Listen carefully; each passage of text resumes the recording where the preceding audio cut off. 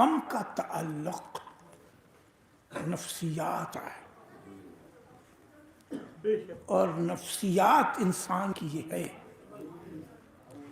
کہ جہاں پہچانا جاتا ہے وہاں سے ملنے والی تکلیف زیادہ محسوس ہوتی ہے بنسبت یہ کہ جہاں پہچانا نہ جائے.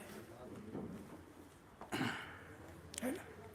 میں ٹرین میں بیٹھا ہوں، کوئی مجھے اٹھائے سیٹ پر سے ہٹا دے، چلیے ہٹیے یہاں سے، میں ہٹ جاؤں گا. لیکن کوئی اگر مجھے یہاں ہٹائے، اب آج کے بعد یہاں کوئی ہٹائے کہ اس کرسی پر سے آپ ہٹ جائیے، مجھے کتنی تکلیف ہوگی.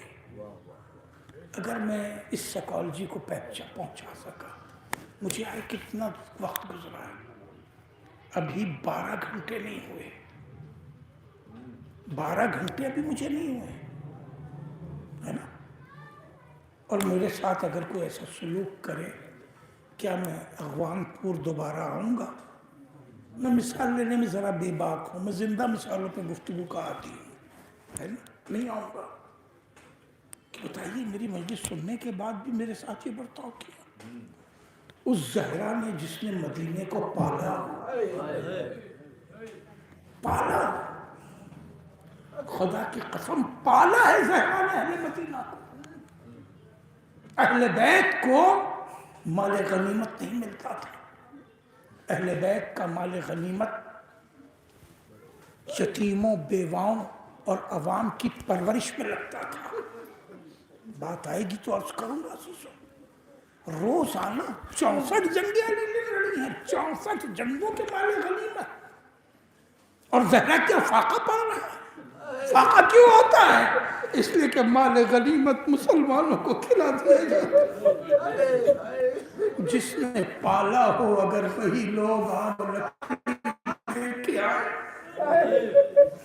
وہی لوگ اس گھر کو جلائے جہاں روزانہ رزق بڑھتا ہو، تو قلب زہرا پہ کیا گزرے گی. اس لیے بی بی یہ مصائب پڑھتی تھی، صبت علیہ مصائب اللہ اللہ، صبت علیہ میں سرنا لیالیا. ابھی مسلسل آپ کو 10-12 دن مصائب سننے ہیں.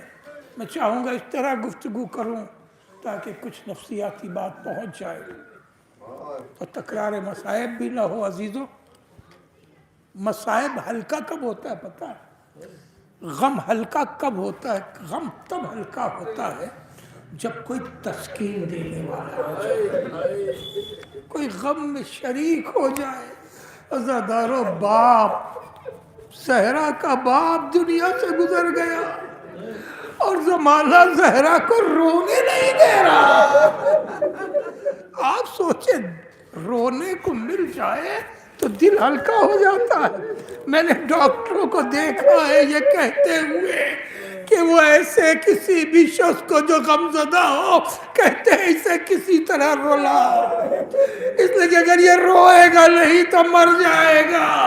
زہرا رونا چاہتی ہے اور اسے رونے نہیں دیا جا رہا. کبھی کہتے ہیں دن میں روئیں رات میں نہ روئیں، کبھی کہتے ہیں رات میں روئیں دن میں نہ روئیں. کبھی اس حکم کے فلسفے پہ غور کیا عزیزو؟ بس یہ آخری گفتگو، دن میں نہ روئیں رات میں روئیں، رات میں روئیں دن میں روئیں. کیا زہرا، ہاں محلے میں گھر تھا، دیواروں سے دیواریں ملی ہوئی تھی، تو کیا نعوذ باللہ زہرا اتنا چیخ چیخ کے روتی تھی کہ ان کے گھروں تک آوازیں جائے گی؟ ایک مظلوم پسلی شکستہ بی بی کتنا چیخے. عزادارو، معلوم ہے جس کی پسلیاں ٹوٹ جائیں وہ سانس بھی ٹھیک سے نہیں لے پاتے. زہرا کتنا چیخ لیں گی.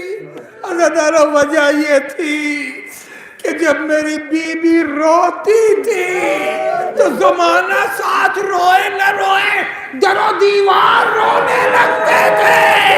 یہ در و دیوار مدینہ کی آوازیں مدینہ میں گونجتی تھی. جب وہ یہ میرے زہرا سے کہو دن میں نہ روئے، رات میں نہ روئے۔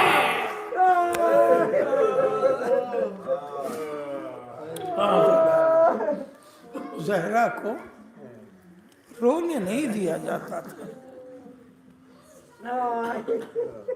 دوسرا، دل تب ہلکا ہوتا ہے جب کوئی آ کے کلیجے سے لگا لے، غم میں شریک ہونے کا اظہار کرے، اسے چاہے آنسو آئیں کہ نہ آئیں مگر کم سے کم تسکین کے 2 جملے تو کہے۔ زہرا کا بابا دنیا سے گزر گیا مگر کوئی تسکین دینے والا نہ آیا، کوئی تسکین دینے والا نہ آیا، 2 جملہ کہنے والا نہ آیا۔